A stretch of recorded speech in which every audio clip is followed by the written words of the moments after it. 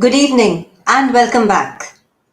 Our session now is Discover Yourself with actor and author Andreea Raicu and Reena Pereira.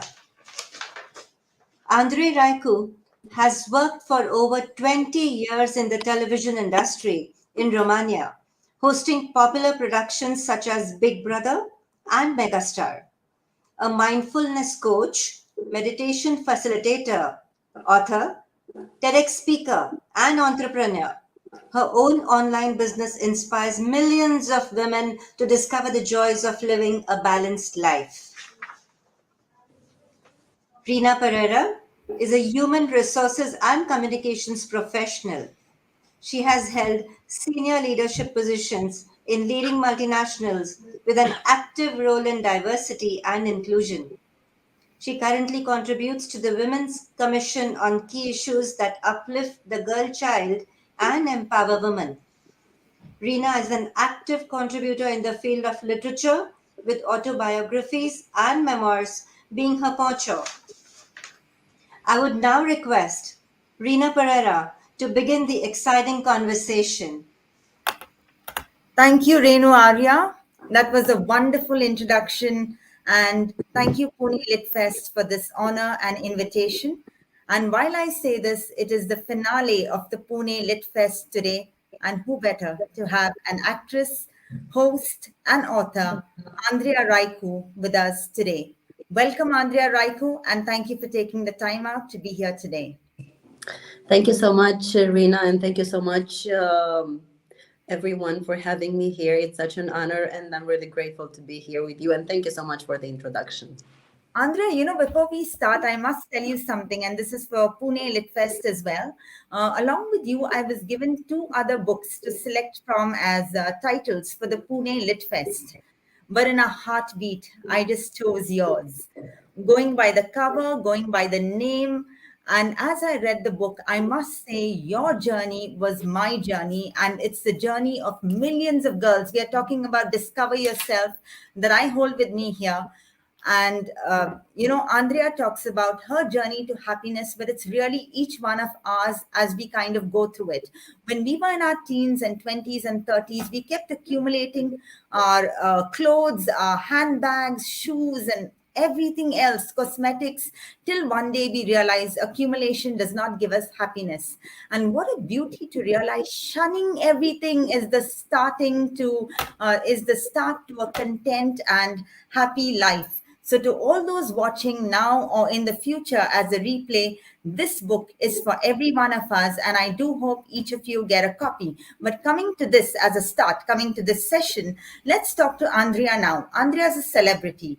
And Andrea, you would have been under pressure to project yourself perfectly, absolutely perfect, the beautiful girl on television or on the ramp that everyone wanted to see. How hard was it, and what does perfection mean to you? It was really hard because I was struggling to be perfect all the time. I was struggling to for other people to see me perfect, but this is something that doesn't exist because perfection doesn't exist, and you cannot change the perception of other people. You can only work on yourself and accept your flaws, accept your imperfections, because this is a fight, a struggle that never ends, because you're trying to be something that it doesn't exist, and you're working as much for nothing. And actually, in my journey, I realized, because I really wanted to be perfect, and that was my fight for it, but I realized that now that nobody wants to be with a perfect person, because a perfect person doesn't exist. It's just plastic. And what we see on Instagram right now, in social media, everybody is perfect, but funny enough, people are not happy because they're looking for the perfect life, being perfect, but actually this is not happening. So, celebrities cry too. As you said, it's not all glamour.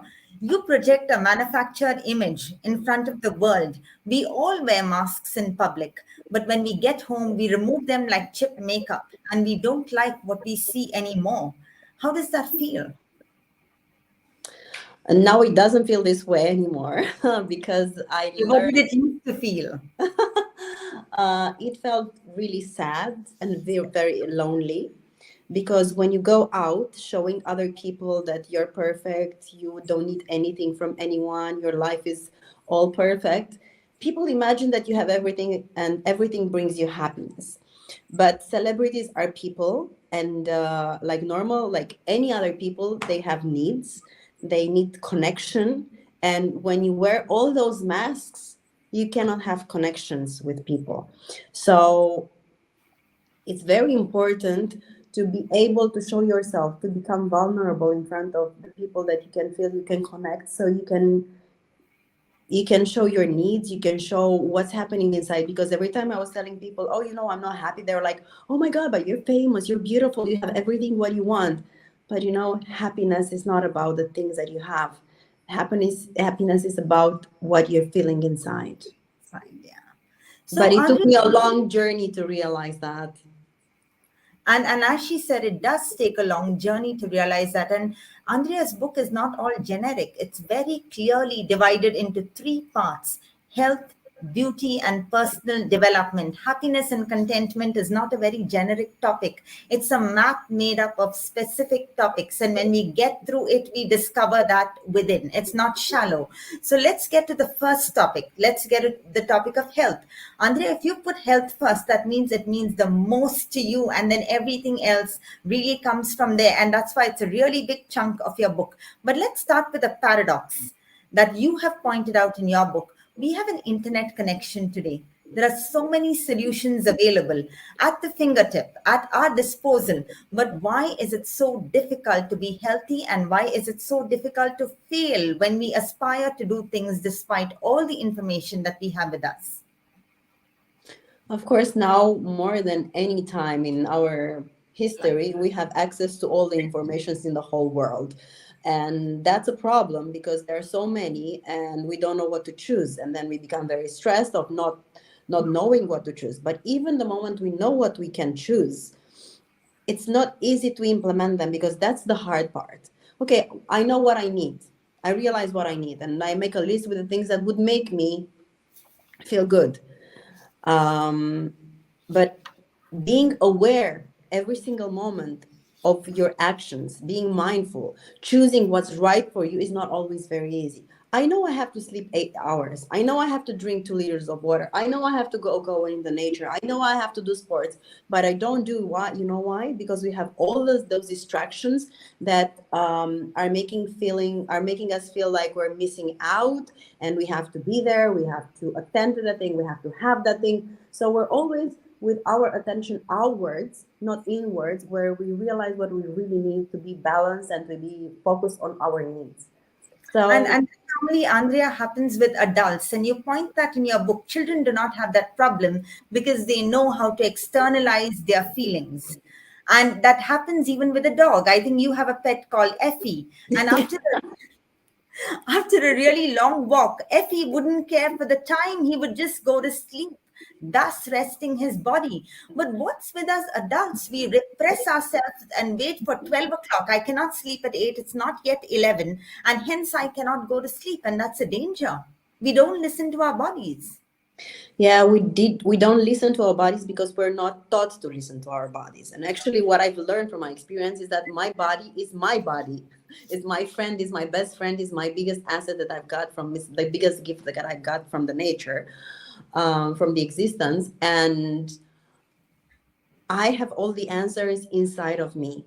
And we don't know this because when we were little, we were taught not to have needs. And every time we had a need, we were told that it's not nice to be needy. We repressed our needs. So every time we want to express something, actually, we don't even feel it because we learn to repress them and we're not even aware of them. So what we need to do, we have to go back and realize how do we feel. For example, we work 24 hours, let's say 24 hours, and you go home and you're not tired because you repressed this the need for rest. So you just realize, okay, I worked 24 hours and I'm not tired. That's not possible. You really need, that's not possible. So your body doesn't say that because you learn to repress what you're feeling.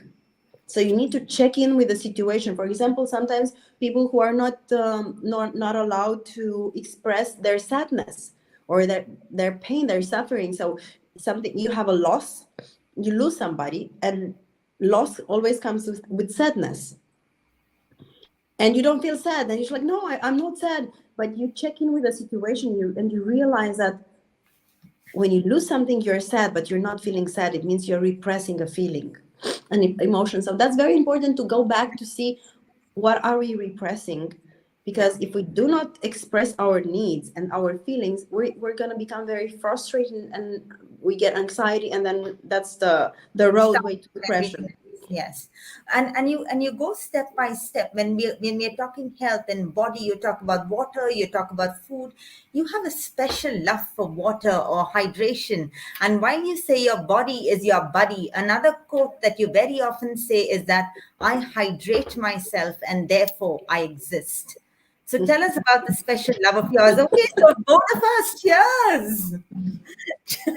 I always have water everywhere, like, and I have this expression when my colleagues from work are saying, like, I'm hungry, and I'm saying, like, okay, go and drink some water. Or I'm tired, I feel like have a headache, go and get some water. I'm like, I always get water, because we're so used to, I have a headache, I get a pill. Every time you have a problem, you're not thinking about the cause, you're thinking about the effect. So most of the time, when you're feeling when you have low energy, or when you have a headache, or when you have, like, your body doesn't feel really well, or your skin doesn't feel really nice, drink lots of water. Because that water, I know we've heard it so many times, and I know we know it, but it's real. Sometimes it happens that I had I had to travel very much lately, and I had a few days that I didn't drink water as I normally do, and I felt my skin, and I felt like so tired, and my body so tight, because water is magic. Water makes us feel energized. Our skin is different.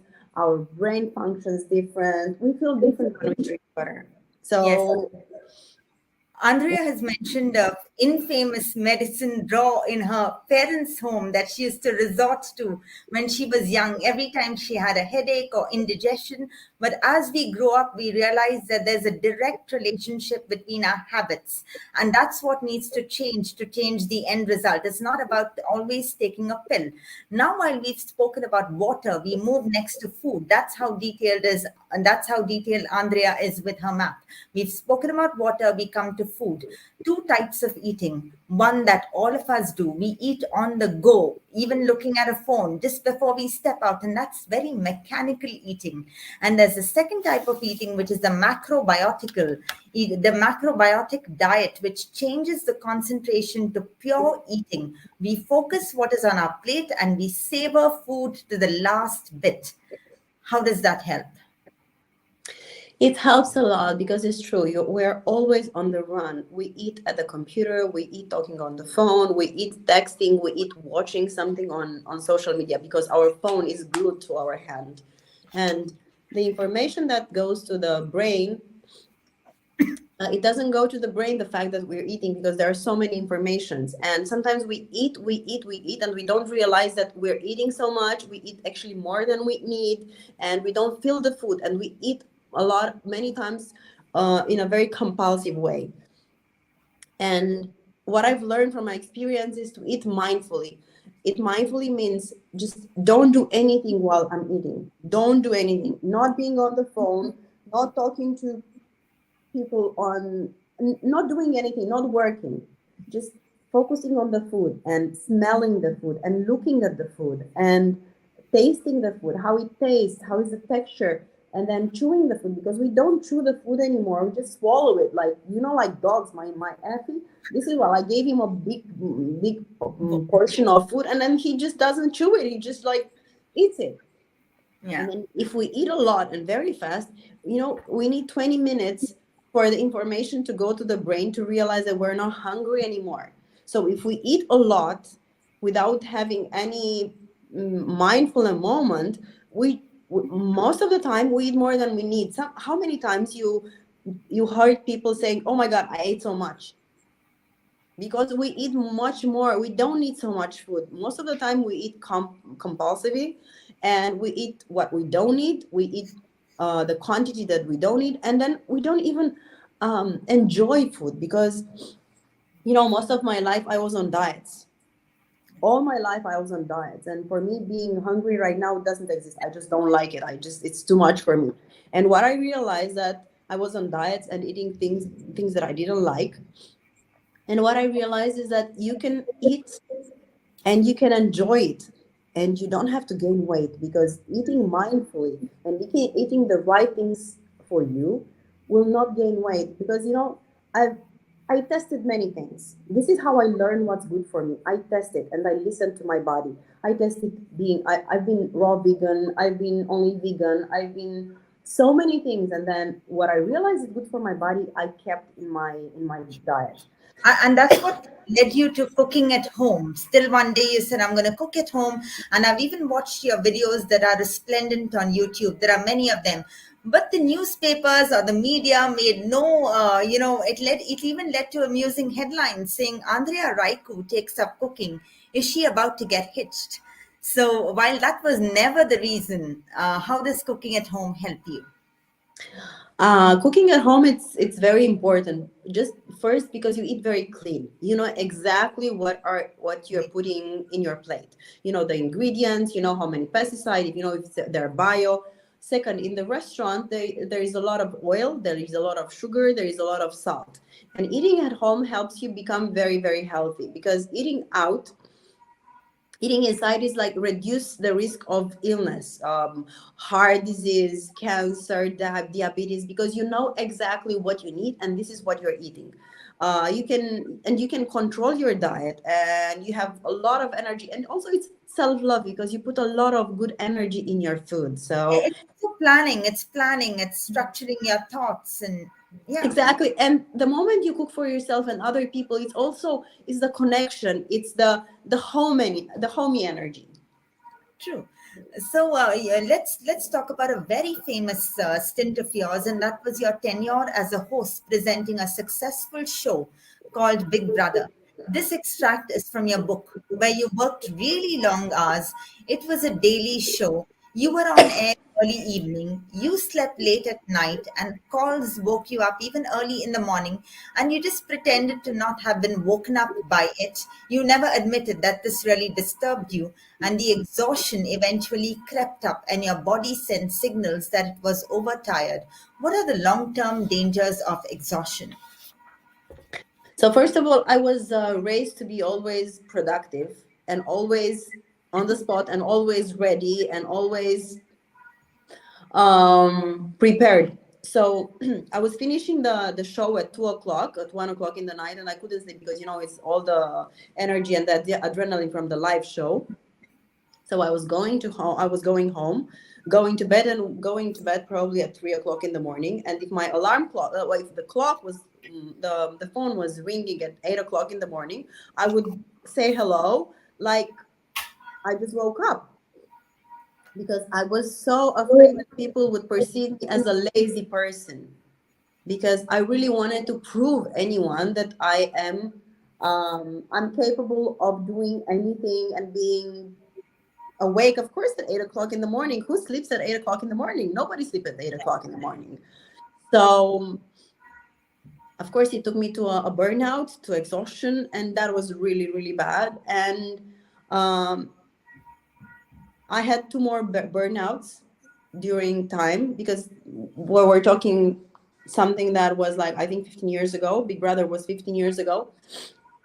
And since then I had two more burnouts. But then I realized that how important it is to take care of your needs, to take care of your body. And it doesn't matter how many awards you have, how amazing shows you're hosting, how appreciated you are by the public. It doesn't matter how popular you are. The most important thing is your health, and that you're the only one responsible for your health. Nobody, but nobody can take care of yourself. So, in addition to, we spoke about eating well, we spoke about water, we spoke about not getting exhausted. There's a second love of yours. If water is the first, the second is a good sleep.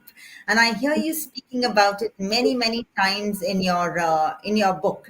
So you say that the body needs rest, but so does the mind, and it's not even about enough hours of sleep. And we just spoke about how much you slept and woken up during your show of Big Brother. But then you said it's not just the way we go to sleep, but we need to go to sleep with gratitude, with no regrets. So when we wake up the next morning, we have some renewed energy with us. So your views on sleep? So to see how important is sleep for me, I'm wearing this ring, so it measures my quality of sleep because it's very important. It's not enough to sleep 8 hours if you don't sleep them in the right hours. Most of the people are asking me. Um, I'll give you three. I'll give you a few views. Most of my community is asking me, can you tell me the beauty treatments that you're having, or can you tell me the creams that you're using? Because I want to have a skin like yours. And I'm like, the first procedure that I'm having is sleep. You can use the all creams in the whole world, the best ones. You can have the best treatments. They will not work unless you take care of your sleep routine. Sleep routine is amazing. It's the most important thing in my life. I mean, if I have to choose between sleep and gym, which is very important also in my life, I will always choose sleep. If I have to choose between sleep and something, I will always choose the sleep, because if I'm not rested enough, I will not be able to do anything else. Sleep is good for your health. It's for your mental health. It's for your vibe. It's for your energy. It's for everything. And I have a very strict routine, sleep routine. I don't look at my phone like 1 hour before I go to bed. I don't. My environment is I sleep in a very dark room, not very warm. And before I go to bed, I meditate, and I set an intention every time I go to bed. And I make sure when I go to bed, I'm not agitated and I don't have like bad energy, because that feels in my subconsciousness. And I wanna have a rested sleep. So every time I go to bed, I'm grateful for what happened during the day. I write in my journal, and I meditate, and I set an intention. And you know what's funny? Because every time I set an intention or I have a question, my subconsciousness is always replying to me. Sure. So yes, so we spoke about all this and sleep to round the entire thing off, and now we come to the second part of your book, which is the segment on beauty. You speak. Let's start with the fact that you quote from your book: "Princesses are beautiful, queens are majestic." These pre-established ideas are set into every girl's mind from childhood. In fact, right into all our fairy tales, whether we talk about Snow White or Cinderella or just about anybody. But let's go to the other extreme. People even go under the knife and use invasive beauty treatments to look beautiful. Your views on cosmetic corrections and Botox? I think extremes are never good. I'm very proud to say that I'm 45 years old and I didn't do any intervention to my face. I did when I was 30 because I didn't like the way I looked and I wanted to change, because I And that I wanted. understand, Andrea. I understand from your book that was a very minor treatment. Yeah, I have here for the Just light. eyebrows, yes. Yes, for the light, but they're like, I don't have like anywhere in my face. I don't have it, just here for the minor, for the lightning, because I always try to be like this because of the for the glasses, Mhm. because I don't see it really well all the time. And because of the when I was working in television, there were so many lights, and I was always like this. Like this, yeah. So I don't have major things, and I'm so grateful that when I started my inner journey, I started to accept myself the way I am. Because looking at women my age or even younger who are really beautiful, they did so many intervention with the objective of being more beautiful, but actually they are becoming the opposite. I think what I've learned and what is very important for other people, other women to understand is like aging gracefully.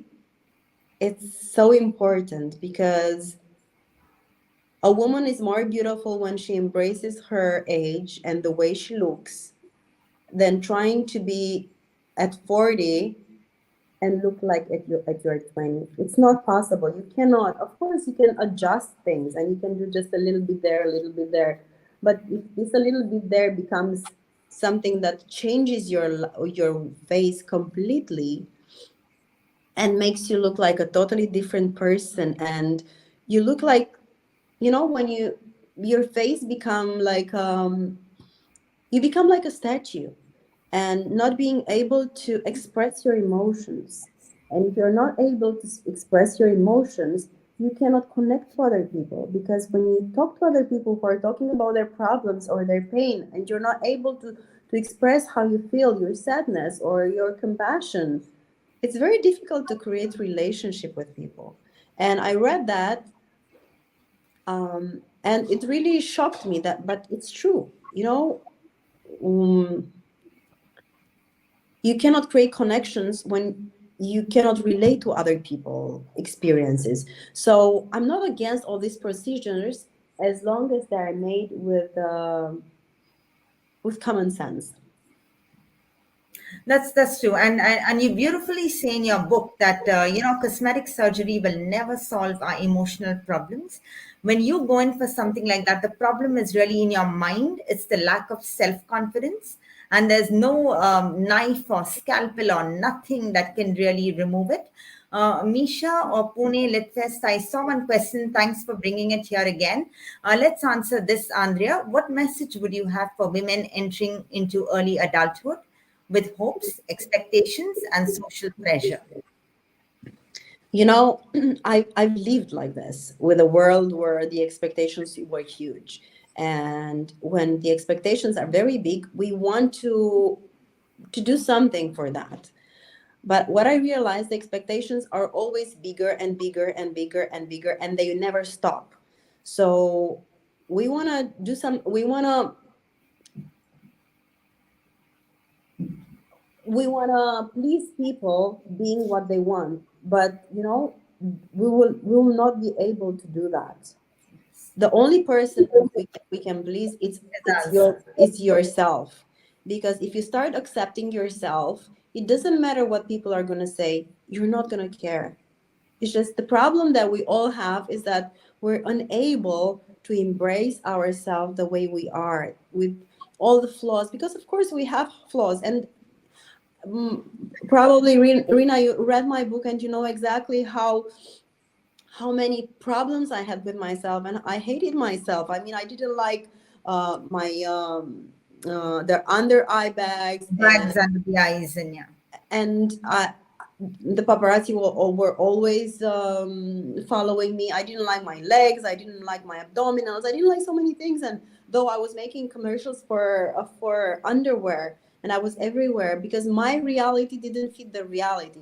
And it's so important that we start to love ourselves, because we're the only ones who are putting so much pressure on ourselves. Because the people outside, they will always have something to comment. And I have a very good friend, and she's like that. And when she was seeing me so sad that people are saying things about me, and I was upset because of that, because like I'm not, I don't know, whatever enough. She said, "You want everybody to like you?" And I said, "Yes." And she said, "But this is not healthy. And there is only one thing that everybody likes." And I said, "What's that?" "Toilet paper. Would you like to be like toilet paper?" I said, "No." That's true. You cannot make everybody like you. But for the only person, the first person, that's the most important person that has to like you, it's you. The And person you see in the mirror. So yeah. exactly, the one looking at you from the when you look in the mirror. And if that happens, then all these expectations you'll not care about, because the problem is that the expectation we have from ourselves, that these are the biggest. Sure. Let's get to a very big part that many of us would be delighted to read about. Andrea went through her transformational experience in India that really changed her from where she was to where she is right now. So, to start that topic on, she says, when she was the victim of a vicious circle that the entire showbiz industry had created, she needed to break free from the chains of her so called perfect life. She needed a liberation, and she departed alone and all out of her comfort zone to India. The journey to the soul began, which helped her to achieve balance. This is India Pune Literature Festival. Your experience with India, Andrea. So first of all, I have to say I love India. I always loved India, and I always wanted to go to India. And I don't know, it didn't match. And then one day I said, I just took a ticket and I went to India. Everybody was asking me like, "Where are you going? Where are you going with?" I said, "I just feel like going there." And the moment I landed in India, I remember I landed in Mumbai. I felt like, in this depression, I felt like I got a shot of happiness. The energy that I felt when I got there was like, oh my God, it's unbelievable. So I I did many years of psychotherapy, psychoanalysis, and so many kinds of work for myself. But I felt like I needed something more. I needed something to help me in my inner journey. And the work that I've done in India and the meditation and mindfulness and everything that I've learned there helped me to get closer to who I am today, to the person I am, to myself, and to face my fears, face my shadow, face the places that I never wanted to go inside of myself. And it gave me the courage and the support and everything what I needed to embrace myself.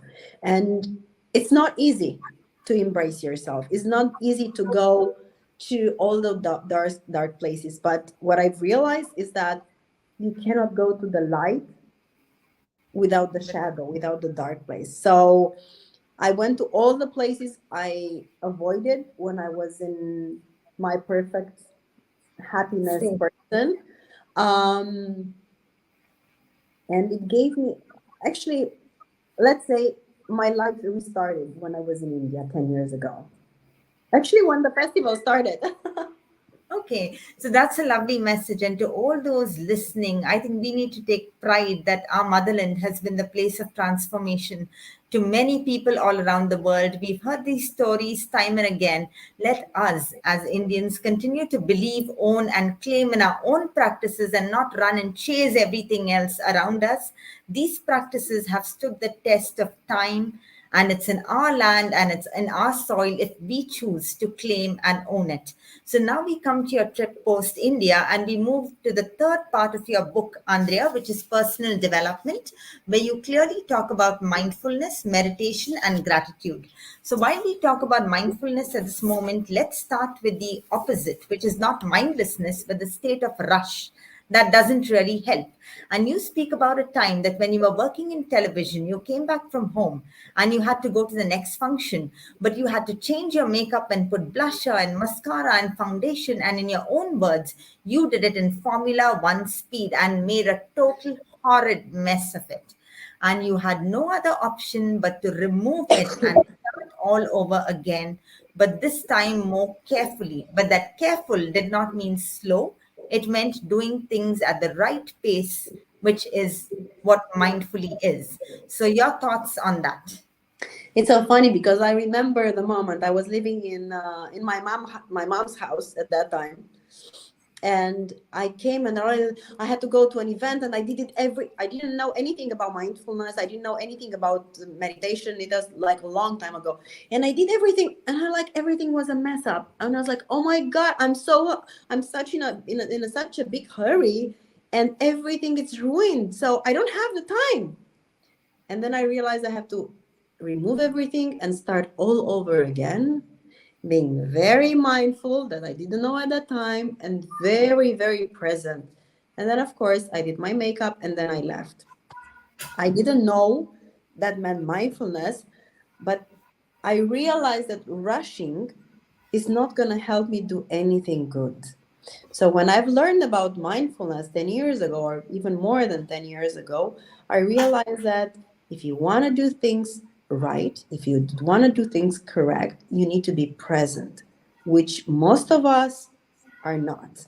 Because in this world that everything is rushing, we don't have time for anything, we don't have time to be present with ourselves, to be present with other people. We're present with our body, but our thoughts are in completely different places. And kids and other people, they realize we're not there. And this is, again, we get back to the connections that we cannot create because we're not there, just our bodies are there.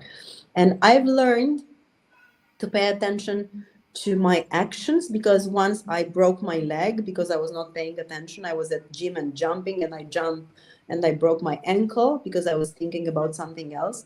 And then I realized that it's so important to be present. I'm talking to you and I'm not thinking about which mails I have to give after, or where I'm going to go after, or like what do I have to do. I'm really present with you, Reena, and then I will do something else when I finish the conversation with you. So I'm paying attention to my thoughts, and sometimes I have mindfulness workshops, and one of the exercises I'm asking people to do is to write their thoughts for 3 minutes. And sometimes they're shocked by the variety of the thoughts they're having, because there are so many and they're so diverse. It's like a complete chaos that they're not aware, because normally we live without being aware of what's happening in our head. We have an average 70,000 to 80,000 thoughts every day in 24 hours, and most of them they're repeating, and a lot of them they're very negative.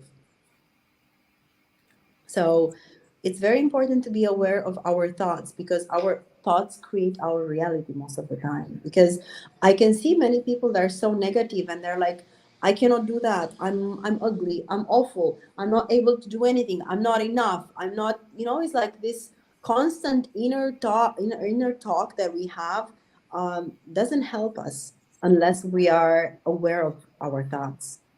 And apart from mindfulness, even meditation has been a therapy and a way not to fall prey to our old thoughts. And you call meditation the gymnastics of your soul. So, what kind of meditation are we talking about? Um, every morning I meditate for 10 minutes. Every evening I meditate for 10 minutes. It's like I wake up in the morning and I check in with myself to see how am I feeling today? Because it's very important to be in contact with ourselves. It's like, we always say, I don't have time for this. I don't have time for this. It's like we meet a person and we want to know what's happening to that person. We want to know about that person, a person that we love, because we would like to be there for that person. Why don't we do that for ourselves? So meditation for me is like it helps me become focused in a world where being concentration is the last thing we're able to do. Meditation helps me clear my mind, structure my mind, become aware of my thoughts, um, and become really present with whatever it is. And it really helps me accept what is happening, even the situation that I don't like, even the moments when I don't like, even the persons that I'm not really compatible with. It teaches me to accept and not judge things and people. So you have spoken about a very reflective kind of a meditation, which you do in the morning and in the night, but you also do practice active meditation and exercising, because you also believe that if we first want to exercise our mind, we need to relax our bodies. And the way we exercise our body is very important. What do you do in that regard? Sometimes I do active meditation, and if I don't have the time to do active meditation, I dance in my house. I dance in my house in the morning, because I really need to wake up my body. Because sometimes we sit a lot in the chair, we work a lot, and then we have a lot of stiffness, and then being so much in our heads, we're not present in the body. And the body is one of the most precious gifts that we had, that we gave, we received, that I was saying before, and it really helps us to become present. So when we're paying attention to what's happening in the body, we become present, because most of the time we're not present. We are in our heads, in our thoughts. So sometimes I shake my hands, I shake my body, I do whatever my body feels needs in order to become present and active. Sure. Let's talk about a campaign that you were involved in, and that also connects to our health. You were involved in the Plastic Free July campaign, which is an international movement. And in 2016 alone, it attracted 1 million people from 130 different countries. You talk about how toxic plastic is to our lives. Any message to the audience watching? First of all, I think everybody needs to be aware of the influence of the plastic because, first of all, it affects our endocrine system, which affects our infertility, obesity, breast cancer, diabetes, and then affects the environment, the ocean life, and because there are so many toxins. So first of all, to be very much aware of this and the plastic consumption, and to do it in a very mindful way. Do we really need all those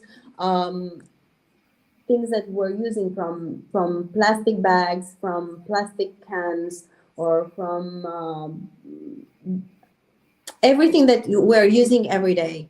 And the Even water loses its purity when it's in a plastic container, is what you say. exactly, The exactly, exactly. salinity is lost. Exactly. So trying to use home a filter, to use glass cans at home, where we if we need boxes. When we go to grocery, to have our own bags. If we want to buy things, just to buy them without being packaged. I mean, just like pay attention to the consumption, and it's not that difficult. It's just it makes you it just you need to be aware of the your consumption habit. Sure, yeah, I did see you talking about the portable reverse osmosis water filtration that keeps the water pure as well. And that happens when we avoid contact with plastic. But as you take us through this journey of health, beauty, and mindfulness, we have spoken about the more important parts of it. We are welcoming questions here, but just a bit of trivia as we go along till we receive more questions.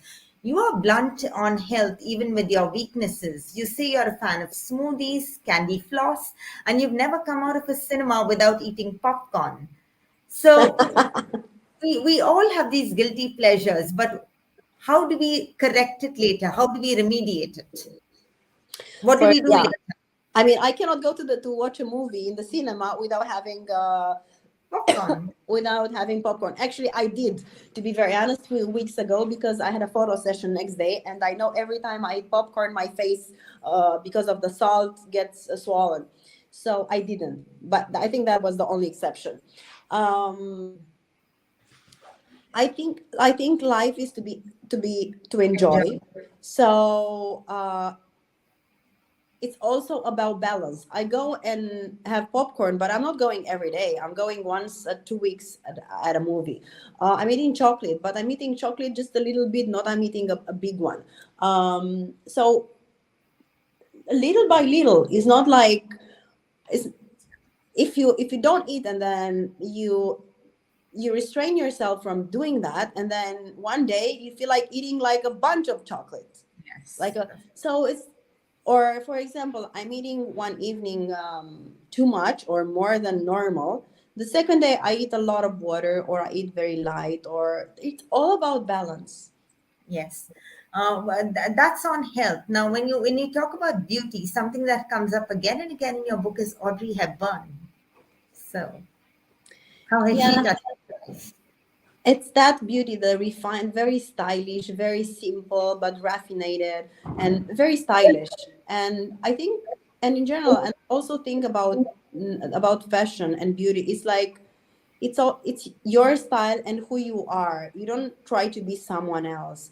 Just accept yourself, love yourself, and discover yourself. That's pretty much what it is. When it comes to mindfulness, the few points that you've given is one of them is drawing a vision board every year that contains impactful words, motivational quotes, and drawings that reflect our aims and dreams. The impact of a vision board. Yeah, it's very important to know exactly what you want and to put them on a vision board and to review them daily if you can, because it reminds you what do you want. Because sometimes, because we live on speed, we forget what we want. And because we're like, oh, I would like that, oh, I would like that, and then you see another thing that you want, and then you see another thing. But actually, when you create that vision board, you normally you create it in a moment when you took your time, when you had a conversation with yourself, and you know exactly what you want. But then you have to go along with it. Andrea, what you just said reminds me of what you mentioned in your book, which we call the fear of missing out. We are just trying to keep updated with every single information every single day. And you said fear of missing out could actually be the joy of missing out if you actually look at it. Because in the former, we are just scared to not miss out on certain things. But in the latter phase, it's a joy to be disconnected from everything else and keep our focus on that vision and our activities and our priorities. So there's really no fear at all. Yeah, I had this FOMO many years. And I remember one time I came from an amazing vacation from Mexico. It was so, so beautiful. And I came back home on a Saturday, and I was jet lagged and I was so tired. I couldn't sleep. And I started watching Instagram. And I saw people were at a music festival that I had invitation to, but I didn't go, at the seaside, which wasn't that nice. And then to a party. And I was like home saying like, oh my God, I'm home on Saturday, and I'm home and everybody's in those places. And actually I was coming from an amazing place, and I was still wanting to be in those places. And then I slapped myself, if I can say that. And I was like, come on, wake up. What are you doing? You've been to the most amazing place and you are longing to be in places where you're not. And then I realized that it was the FOMO, and I learned to appreciate the place where I am and not long for other places. And you sent me a message a few days ago. I didn't see it because I disconnected. I feel so joyful when I disconnect from my phone. I don't stay so much. I don't check my I don't post. For example, I post only few things this weekend in on Instagram because we had a public holiday and it was a small vacation, and I took some time off. I came to visit my friend in Barcelona, and I said, like, I don't want to be on all the time on the phone and posting and watching what other people are doing. Like, my life is about me, myself, my friends, and the people that I care and love and I'm with. I don't want to be here and think about what other people are doing or want to be somewhere else. No, I'm really happy that I'm here with the people that I love. Yeah. So you also It's, strongly it's also, it's again about acceptance. It's again about acceptance. Acceptance that it's so important in all aspects in our lives. and you also, along with the vision board and the other things, you also advocate maintaining a diary, which is where we record our unspoken thoughts and feelings. So yeah, so maintaining a diary is one thing, but where do you hide it? Why do I have to hide it? You don't have to hide it. Why do I have to hide it? So I yeah. don't I don't have to hide any diary because why would somebody go in my personal thoughts without asking permissions? I mean, normally nobody does. I mean, the people around me know would never do that. Keeping a journal is very healthy because it helps you. It's like your best friend. Maybe there are people who are not able to.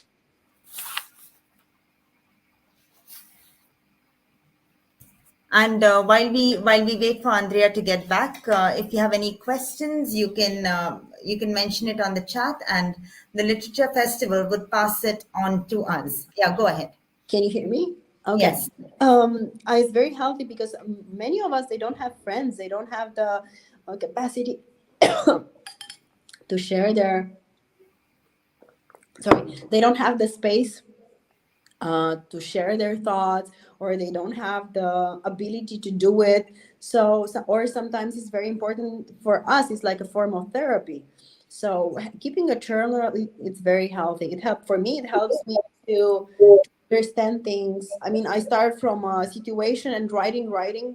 I answer to my questions because when I take my thoughts out, I can see things differently, more clearly. You also mention a checklist on page number 248 of this book, and I found it particularly useful. It's about reflection, it's about gratitude, it's a few questions which you need to ask yourself. And to those reading the book, you could tweak it to kind of suit you. But this one checklist is really kind of helpful. Uh, Andrea, how has your experience been with Jacko Publishing House in publishing this book? This is a tribute to them. Oh my God, I'm so grateful for them because it's my first book published internationally.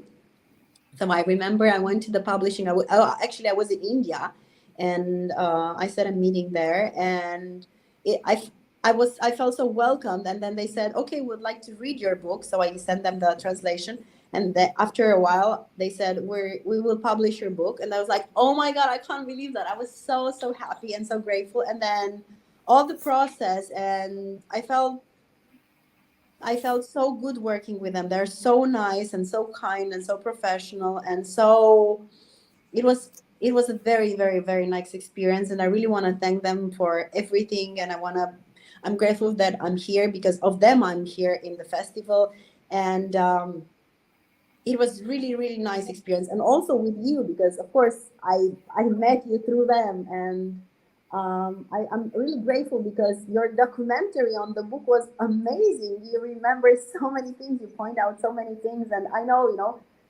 nowadays it's rare when you find people who do the documentary like this. So I appreciate it so much, your time and all your questions and everything that you put for today interview.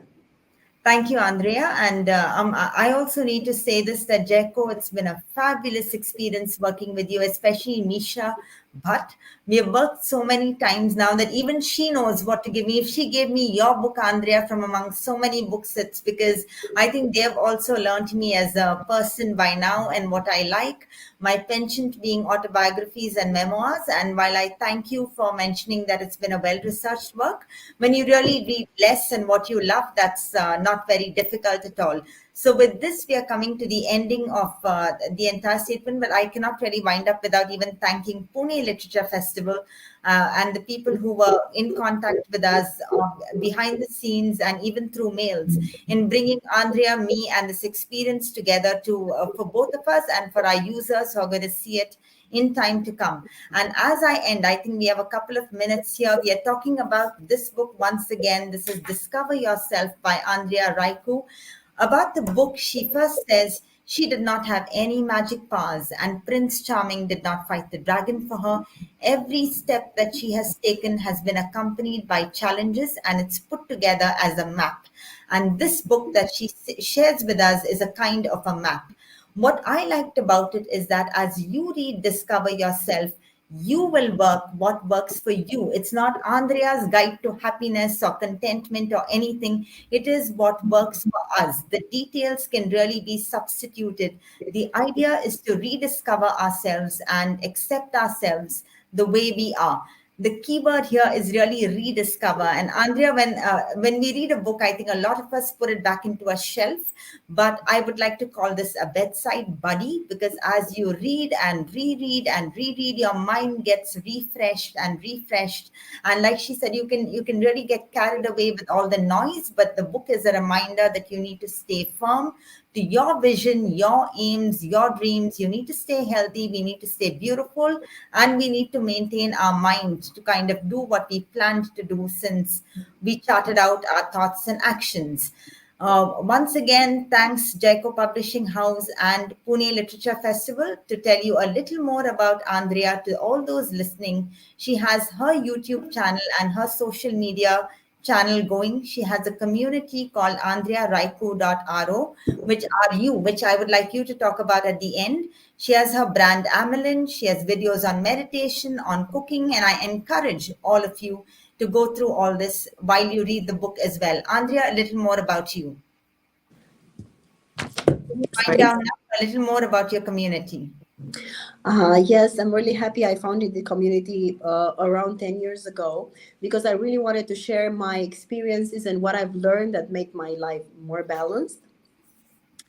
And I have exactly what you said, a website that I share my experiences, but also my team that shares the same values. And I also teach mindfulness. I have online programs for mentoring women, for guided meditations, femininity programs of femininity, and a lot of products that can help you become more balanced, more aware, and more present in your life. And also, as you said, my fashion line that is called Amalin. Okay, thank you. So those were closing words from both of us. Over to the organizers to close the session. Wow. It was a wonderful session. It was wonderful to listen to two beautiful women inside out. Andrea, all of us are rejuvenated and ready to accept and love ourselves and to age gracefully with dignity. Thank you, Andrea Raicu and Reena Pereira, for being PILF guests. And all our viewers out there on this literary journey, we hope you enjoyed the festival, and I'm sure it's been an enriching experience. Do not miss the last session that is just beginning. Good night, Shubh Ratri, Shabakher.